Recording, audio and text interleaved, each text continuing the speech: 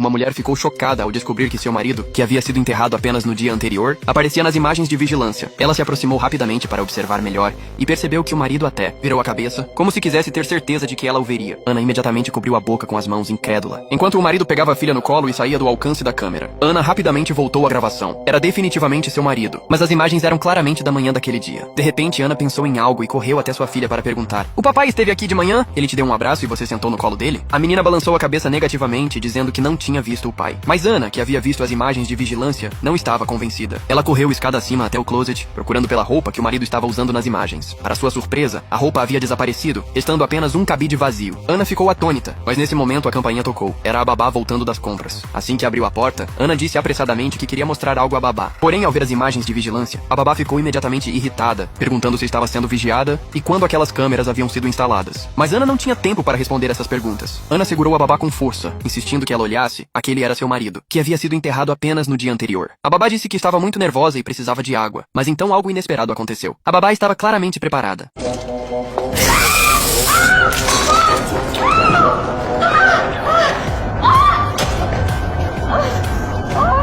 Quando Ana lavou os olhos, a campainha tocou novamente. Era o detetive investigando a morte de seu marido. Ela disse rapidamente que tinha algo muito estranho para mostrar a ele. Mas quando voltaram ao notebook, o cartão SD havia desaparecido. Ana explicou desesperadamente que seu marido havia aparecido nas imagens de vigilância, mas a babá havia roubado o cartão SD e jogado spray de pimenta em seus olhos. O detetive achou que eram imagens antigas e que Ana havia se confundido com as datas. Ana insistiu que era ele, sim. O detetive sugeriu que talvez Ana estivesse vendo coisas por causa da tristeza profunda. Mas Ana sabia a verdade. Aquilo era real. O detetive estava ali por outro motivo e perguntou novamente sobre os detalhes do assassinato do marido. Ana repetiu perfeitamente. 2 jovens mascarados em uma motocicleta tentaram roubar sua bolsa. Quando conseguiram pegar a bolsa, miraram na carteira do marido. Quando ele recusou entregar, sacaram uma arma e atiraram.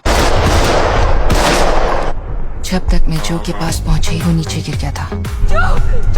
O detetive questionou como Ana poderia identificar tão precisamente o modelo da arma, uma Glock 17. Isso parecia incrível. Ana explicou que ela própria tinha uma. Ela era piloto de helicóptero e havia estado em combate. Ela disse que a adrenalina da batalha a deixava muito animada. O detetive então pediu para ver as armas de Ana. Ana abriu diretamente o cofre, mas o detetive não parecia interessado no que estava dentro. No momento seguinte, ele viu uma arma do lado de fora. Ana se aproximou dizendo que aquela era a Glock 17 que havia levado para o combate. Se ela tivesse levado a arma naquele dia, aquilo nunca teria acontecido. O detetive, chamado Black, disse que precisava levar a arma para análise. Ana ficou sem palavras. Será que ele suspeitava que ela havia matado o próprio marido? Mas ele era o detetive, então ela teve que obedecer e guardar a arma. Assim que o detetive saiu, Ana foi até o lugar onde o marido estava sentado nas imagens e tentou se lembrar de cada detalhe. Então, de repente, percebeu que precisava recuperar seu cartão SD. Porque a babá havia atacado ela e roubado o cartão, decidiu primeiro levar a filha para a casa de sua irmã, mas notou um carro vermelho a seguindo de perto. Ficou extremamente tensa. No momento seguinte, o carro virou em um cruzamento e Ana relaxou. Alguns meses antes, sua irmã também havia sido assassinada. Olhando para os pertences da irmã, ela ficou novamente triste. Deixou a filha aos cuidados do cunhado por algumas horas e, rapidamente, foi até a casa da babá. Disse que não tinha más intenções, só queria entender o porquê. Como esperado, não obteve resposta. De repente, viu um par de pés. Ela disse: "Eu estou vendo você." E os pés rapidamente se recolheram. Diante dessa situação, Ana não tinha como agir. Enquanto isso, o detetive recebeu o relatório de balística da equipe técnica naquela noite. A bala de 9 mm que matou o marido de Ana veio de uma pistola Glock 17 de 4ª geração. O resultado foi chocante. Teria sido Ana quem matou o próprio marido? Mas qual seria o motivo? No dia seguinte, Ana ficou desconfiada do carro vermelho e pediu a um antigo colega militar para investigar. Ela disse que o carro a havia seguido 2 vezes nos últimos dias. Nesse momento, a sogra ligou perguntando o que havia acontecido. A babá estava lá com ela e disse que nunca mais trabalharia. Para Ana, Ana ficou imediatamente ansiosa e correu para lá. Mas assim que chegou, a sogra disse que havia deixado a babá ir embora. Pela atitude da sogra, era óbvio que foi proposital. Ana perguntou irritada por que ela fez aquilo. A sogra respondeu que a família da babá havia servido a deles por gerações. "Ela chegou aqui antes de você." Ana respondeu diretamente que isso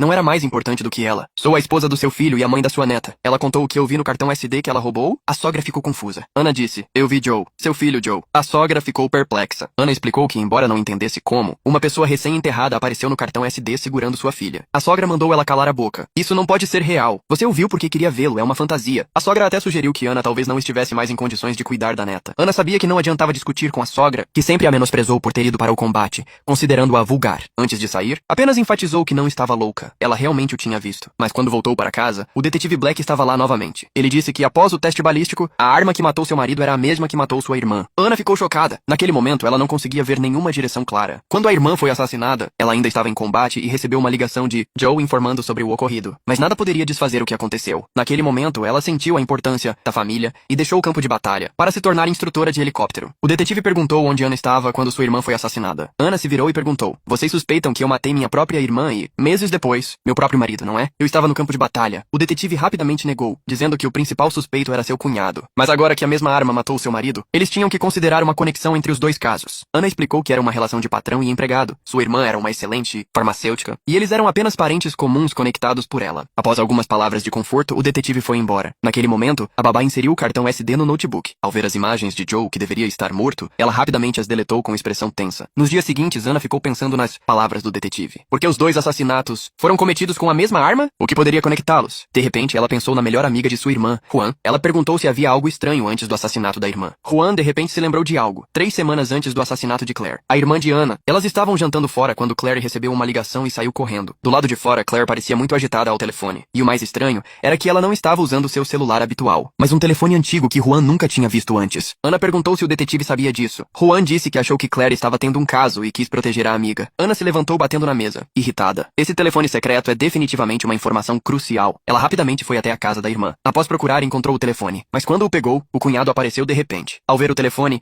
ele imediatamente exigiu que Ana o entregasse, dizendo que precisava saber que segredo sua esposa estava escondendo. Como isso envolvia a verdade sobre a morte da irmã, Ana naturalmente recusou. Naquele momento, ela não confiava em ninguém. O cunhado ficou anormalmente ansioso. Ana, que havia estado em combate, poderia facilmente dominá-lo. Ela se desculpou e foi embora. Enquanto isso, o detetive Black e seu colega foram falar com a babá Isa. Isa alegou que Ana a havia atacado primeiro. Quando o detetive perguntou o motivo, Isa sugeriu que talvez Ana estivesse emocionalmente instável devido à perda recente do marido. Ela realmente me assustou, mas quando perguntaram sobre o vídeo, surgiu um problema. Por que Isa roubou o cartão SD? Isa fingiu surpresa. Como isso é possível? Ela enlouqueceu. Estou realmente preocupada com a filha dela. Enquanto isso, Ana, que agora tinha o telefone, já estava em casa. Ela rapidamente o carregou e o ligou. No registro de chamadas, encontrou um número. Ao pesquisar, descobriu que era de um clube de fliperamas chamado Jogador Número 1. Após breve reflexão, saiu imediatamente. Assim que entrou, foi direto falar com o dono. Mas quando mencionou o nome da irmã, ele pareceu desconfortável e disse que não se lembrava. Ana mostrou o telefone diretamente, explicando que sua irmã foi assassinada e tinha um telefone secreto. Nas 3 semanas antes de sua morte, houve 16 ligações consecutivas para aquele lugar. Ela só precisava verificar as câmeras de segurança. Mas o dono disse que eles apagavam as gravações a cada 2 semanas. Ele perguntou se havia mais alguma coisa. Vendo a ordem de expulsão, Ana teve que sair. Mas ao sair, viu novamente o carro vermelho. Sua irmã e seu marido foram assassinados. Havia um carro a seguindo. Seu marido apareceu misteriosamente nas imagens de vigilância e havia aquela babá estranha. Tudo parecia envolvido em um enorme mistério. No dia seguinte era a leitura do testamento do marido. Ana foi novamente à casa da sogra, mas o notário disse que a certificação teria que ser adiada porque